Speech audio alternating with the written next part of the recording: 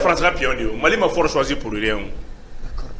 Parce que anya ka fo Goodluck Jonathan bena togo mina ese ba kalama ama fo nyana ba bena togo mina beta contre que France. Sinon tu as rebolo.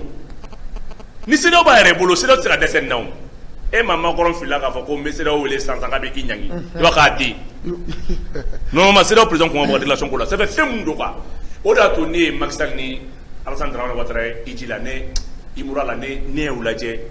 Nya ka fo mama ye fɛn wɛrɛ bato min tɛ ala ye magata kun t'i ye quoi aw bɛ sɔn ka Faransi président bila ala ya jɔyɔrɔ ninnu bilahi hali Imura kɛnɛ kan ni Macron ko ka segin ka na o bɛ segin kosɛbɛ donc e bɛ muso min kumar'u fɛ quoi muso y'a daji la tiɲɛ ninnu bɛ mɔgɔ wɛrɛ de bato min tɛ ala ye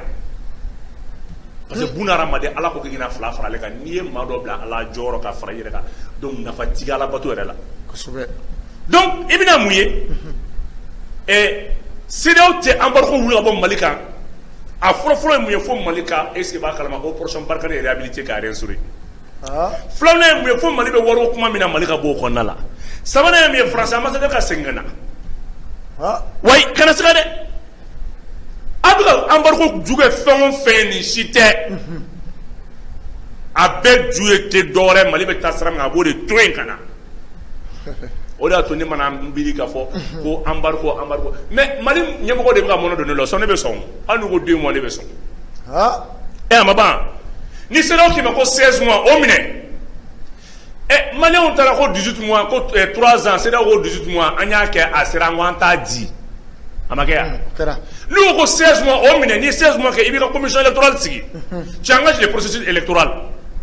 baara minnu kan ka kɛ élection sira fɛ i b'o sigi a tɛ président a tɛ gouvernement bolo bilen a bɛ commission de bolo maintenant n'o y'a ka baara kɛ ni élection ma se ka kɛ o de bɛ rapport di CEDEAO ma a ma se ka kɛ n'a ma se ka kɛ an bɛ délai wɛrɛ d'u ma kɛ c'est vrai ni Mali gouvernement n'i sigi 16 mois in minɛ k'embargo wuli anw de tɛ fanga ye o n'a sera tun an bɛ yan kosɛbɛ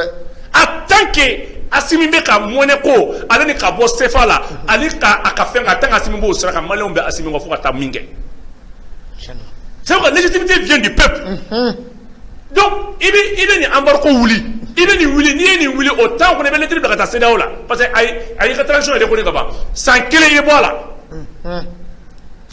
coopération minnu kan ka renforcer i b'o la renforcer tu te prépares embargo kan port bɛ yen n'a bɛ CEDEAO dugu kɔnɔ a bɛɛ tigɛ i k'a bɛɛ transport décourager ni min minɛn bɛ bɔ Sénégal n'o droit de douane ye 1 million ye i b'o kɛ 3 millions 500 ye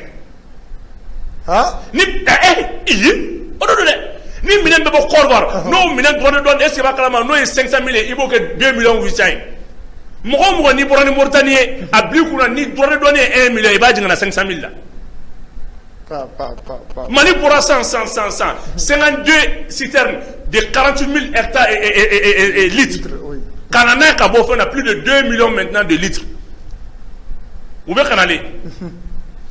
À ma Guinée fait. Donc, ce qui veut dire que c'est Adjé au port de Dakar, au port autonome de Dakar et d'Abidjan. Donc, Femi serait bon de préparer 16 mois minekana. Ni 16 mois minɛ ka na e kɔni b'i bolo bɔ ninnu bolo ka bɛɛ orienté ka taa fɛn min ye Mauritanie ni Guinée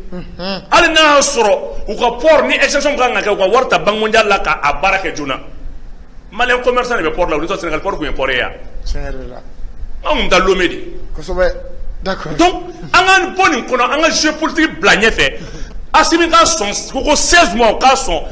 wallahi min bɛ Assimi kɔnɔ k'a kɛ ni malidenw dara la ka tugu a kɔ n'a ma falen an bɛ nin kɛ fo ka taa se an ɲɛna waati ma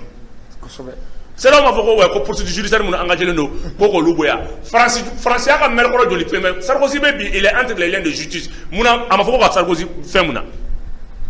Sarkozy interpelle kuma bɛ Sarkozy bɛ wuli an ta k'an da don o la donc n'an mɔgɔ min y'anw ka jamana bin anw de man k'o wele CEDEAO ye recommandation kɛ a y'a k'a yɛrɛ Assimi k'a fɔ dɔrɔn ko 16 mois k'a fɔ dɔrɔn ko problème t'a la o 16 mois kɔnɔ ala ye min dɔn o ye wasa kɛ i kan ka min kɛ o yɔrɔnin don bɛɛ ŋaniya donnen don i bɛ tɛmɛ n'i ka baara ye a dugu minnu bɛ yen i parce que port minnu b'a dɔn Guinée ni Côte d'Ivoire b'a dɔn k'a fɔ k'ale t'a banna Maliko la